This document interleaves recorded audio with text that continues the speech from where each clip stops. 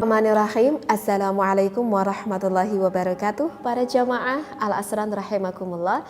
Berjumpa kembali ya bersama saya Teteh Iim tentunya di sini ya yang selalu menemani Anda setiap harinya di dalam kajian-kajian pembahasan fikih ya yang sering saya terangkan. Kali ini insya Allah saya ingin membahas yang berhubungan bagi pasangan suami istri, berarti ini hukum tentang fikih nikah ya.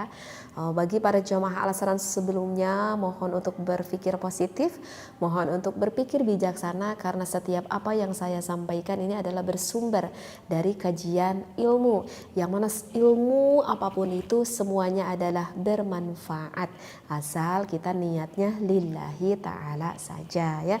Maka oleh karena itu saya tekankan sekali lagi, berpikirlah positif dan niatlah yang baik ketika mendengarkan kajian saya ini. Maka apa sih teh yang akan dibahas kali ini nih? Biasanya ini para suami suka penasaran ya kalau ada ilmu yang berhubungan dengan bab suatu pertikahan. Tetapi sebelum itu saya ingin mengajak dulu nih kepada para jamaah Al-Asran, jangan lupa ya ikuti live streaming aku di TikTok Al-Asran setiap jam 9 malamnya. Baik, bismillahirrahmanirrahim. Bismillah walhamdulillah wassalatu wassalamu ala rasulillah. Arba'u tara'iqa. Di sini tuh ada 4 metode. 4 metode apa sih? Di sini ada 4 metode li itharati syahwati zaujati. Sang suami bagaimana sih ingin merangsang syahwat istrinya tersebut, wa faydaniha, sampai istrinya tersebut banjir kayak kali ya sampai istrinya misalkan banjir deh lah seperti itu ya bahasanya ya, bilma'il hafifi, dengan air yang cukup banyak, ataupun bisa dimaknai air nutfah yang cukup banyak, ataupun bisa dimaknai juga dengan air nutfahnya yang bisa dikatakan keluarnya itu tidak hanya cukup 1 kali, mungkin berkali-kali. Artinya bagaimana sih seorang suami agar meningkatkan rangsangan syahwat istrinya itu meningkat, bahkan ini bisa loh sang istrinya itu keluar tidak hanya cukup sekali, mungkin bisa sampai 2 kali ya, seperti itu. Khilalil juma'i, ketika halal melakukan jima ya, tentu dengan pasangan halal ini suami dan istri.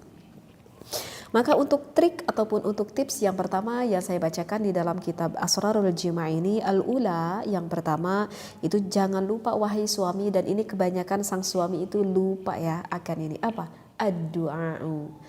Seorang suami harus membiasakan setiap harinya, seorang suami harus membiasakan mengistiqomahkan setiap harinya berdoa, memohon kepada Allah Subhanahu wa taala. Ayyulazima du'ai taqwiyatil jima'i qabla al-mumarisatil jinsiyah, menetapkan sebelum melakukan berhubungan meminta kepada Allah agar dikuatkan melakukan berhubungan dengan istrinya. Ya iyalah, tips yang pertama itu udah bener banget. Itu kebanyakan kemungkinan lupa nih para suami, bahwa siapa sih yang memberikan kekuatan itu kepada para suami? Ya tentu Allah Subhanahu wa taala. Oleh karena itu ya tepat sekali trik yang pertama, jangan lupa wahai para suami untuk memohon, meminta kepada Allah agar Anda menjadi seorang suami yang selalu bisa menyenangkan ataupun memuaskan istrinya. Maka di sini ada 2 doa, yang mana 2 doa ini yang cukup salaf, yang bisa dikatakan cukup populer lah kalau kurang paham. Maka untuk doa yang pertama itu juga pernah saya terangkan di pembahasan sebelumnya, yaitu Allahumma qawwi dzakari fa inna fihi salahan li ahli. Ya Allah, kuatkanlah batang zakarku karena di sana terdapat kebaikan bagi ahliku ataupun bagi istriku. Nah, itu adalah doa yang pertama ya. Ataupun bisa kalau kita tidak berdoa dengan doa yang tersebut, ini ada pilihan doa yang kedua, yaitu Allahumma syuddali, ya Allah kuatkanlah untukku aslah, uratnya. Jadi urat apa ya? Urat itu urat batang milik suamiku, milik suaminya. Warfa'ili sadrahu, dan angkatkanlah untukku bagian depan batang penis milik suaminya.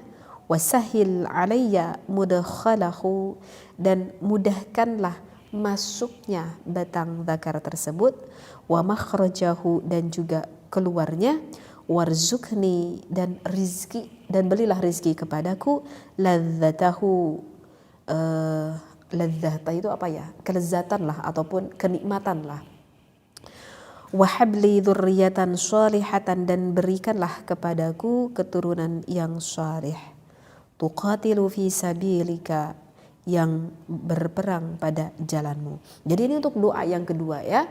Kalau misalkan kita tidak membaca doa yang pertama, ini bisa doa yang kedua.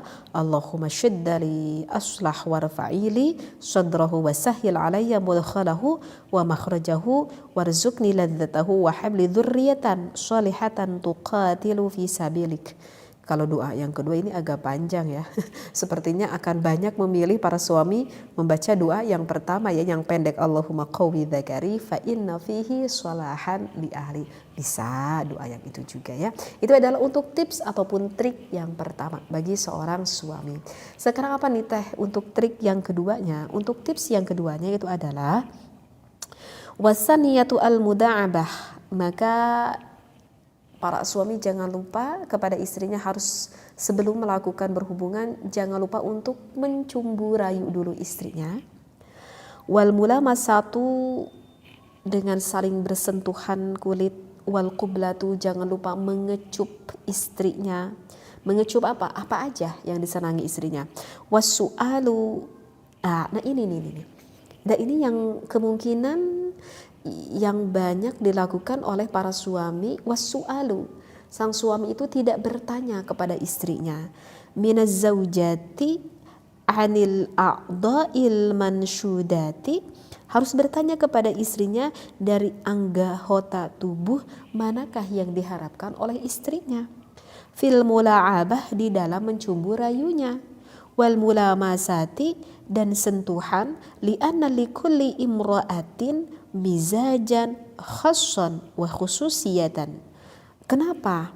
Nah, jadi untuk tips yang kedua, wahai para suami, Anda jangan menjadi seorang suami yang egois, artinya yang mementingkan kesenangan dirinya sendiri.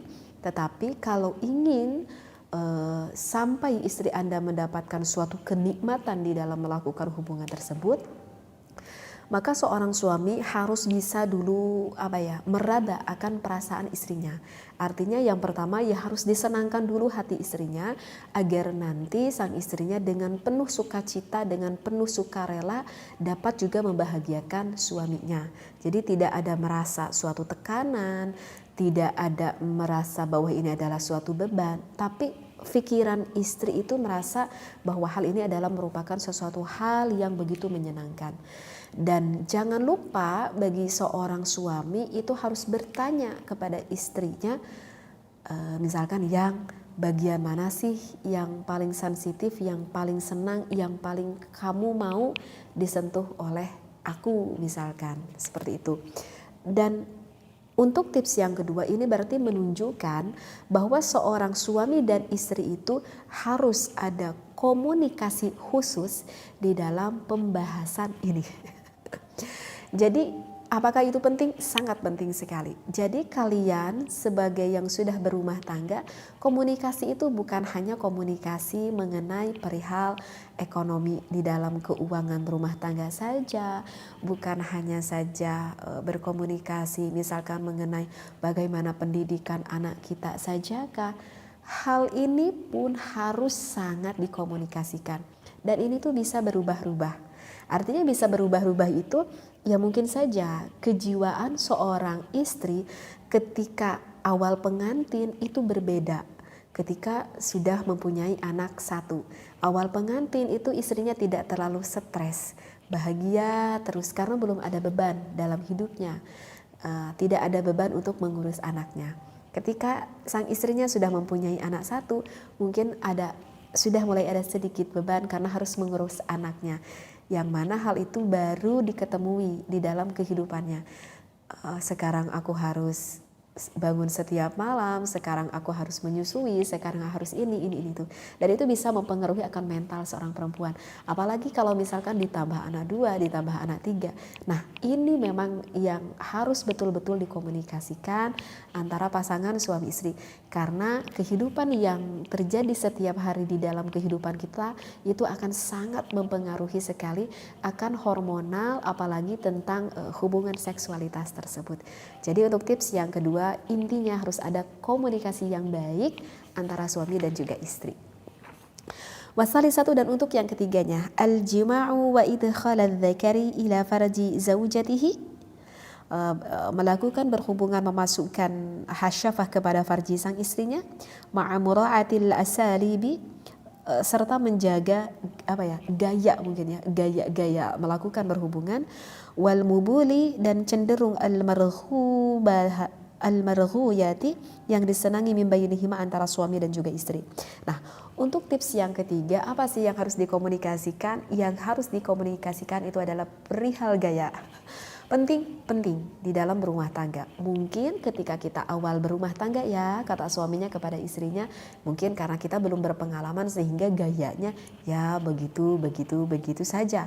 Ketika sekarang kita sudah berumah tangga, sudah punya anak 2, punya anak 3, mungkin kita udah semakin berpengalaman mungkin ya. Dan aduh, aku jenuh juga nih, misalkan kata istrinya, ya mas dengan gaya itu saja, ataupun di ruangan ini saja. Maka boleh berimajinasi, maka boleh sang suami dan istrinya berkomunikasi yang baik, mencari gaya-gaya yang baru. Kecuali memang gaya yang diharamkan oleh Allah, yang penting masuklah kepada lubang yang benar, tidak boleh memasuki lubang yang belakang ataupun memasuki kepada lubang istrinya ketika sedang haid. Hanya itu aja sih yang diharamkan. Selain dari itu dihalalkan. Jadi kalian itu mau gaya apa saja itu sebetulnya dihalalkan oleh Allah Subhanahu wa taala. Dan itu adalah trik ataupun tips yang ketiga yang disampaikan oleh ulama. Warabi'atu, yang keempatnya, ada nisyanir rajuli, jangan lupa seorang suami ya, fi lamsi ujuzi zaujati, jangan lupa seorang suami untuk menyentuh istrinya. Bagian apa sih yang harus disentuh oleh suami kepada istrinya? Wathadiyaiha, maaf sekali, ini bahasa di dalam kitab fikihnya seperti ini, maaf sekali dengan bahasa harus menyentuh kedua puting yang dimiliki di bagian dada sang istrinya. Min khilalil jima'i, di sela-sela ketika melakukan berhubungan biologis tersebut. Bisyaklit tabaduli, dengan model bergantian. Idza ra'aita ya ayyuhar rajuli hadhihi kullaha, jika engkau menjaga seorang suami pada semua ini. Satajidu zaujatika fi syahwatil mulatihiyati, maka kau akan menemui istrimu yang begitu bergelora. Wal faydanil khafifi fil farji, dan akan menemui istrimu itu yang begitu dahsyat sekali sampai mengeluarkan air nutfahnya di farjinya sang istri. Ini masih ada juga ini pembahasan Ibnu Abdul Wahid. Jadi intinya begini nih. Untuk yang keempat, jangan lupa bagi seorang suami ketika melakukan hubungan biologis tersebut, jangan sampai sang suami melupakan pada bagian dadanya dan juga pada bagian bokong yang dimiliki oleh istrinya. Karena apa? Karena memang maaf banget bahasa di dalam referensi kita, karena di bagian puting yang dimiliki oleh istri tersebut itu sangat besar sekali rangsangannya di sana, karena memang banyak sekali syaraf-syaraf yang tersimpan di sana. Maka itu jika para suami lebih spesifik ketika melakukan berhubungan, ketika gelora sang istrinya sudah meningkat syahwatnya, dimainkan di bagian dada istrinya tersebut, itu akan lebih memudahkan sekali semakin memuncaknya gairah istrinya. Karena memang di sana Allah menciptakan bagian-bagian syaraf yang cukup besar di sana yang terkumpul di bagian, apalagi pada puting ataupun dada, puting dada bagian istrinya, seperti itu ya. Jadi ini adalah ada 4 trik ataupun ada 4 tips yang saya bacakan di dalam Asrarul Jima bagi seorang suami yang ingin sekali menyenangkan istrinya, sehingga ketika sudah melakukan berhubungan dengan sang suaminya, sang istrinya tidak akan mengalami kekecewaan dikarenakan misal ya, kecewa karena apa ya, misal dikarenakan sang istrinya itu tidak sampai inzal, istrinya itu tidak sampai keluar menuju kepada puncak kenikmatan tersebut. Oleh itu, ini adalah ilmu yang khusus sebetulnya bagi seorang suami yang diperuntukkan bagi yang ingin menyenangkan istrinya. Jika wahai para suami mendengarkan ilmu ini, jika Anda diniati untuk diniati beribadah, sekali lagi saya tekankan, untuk diniati beribadah, ingin menyenangkan istri Anda, maka ketika Anda mendengarkan ilmu ini akan berubah menjadi suatu ibadah. Semoga tips ini dapat membantu bagi pasangan suami istri semuanya. Wallahu a'lam. Wassalamualaikum warahmatullahi wabarakatuh.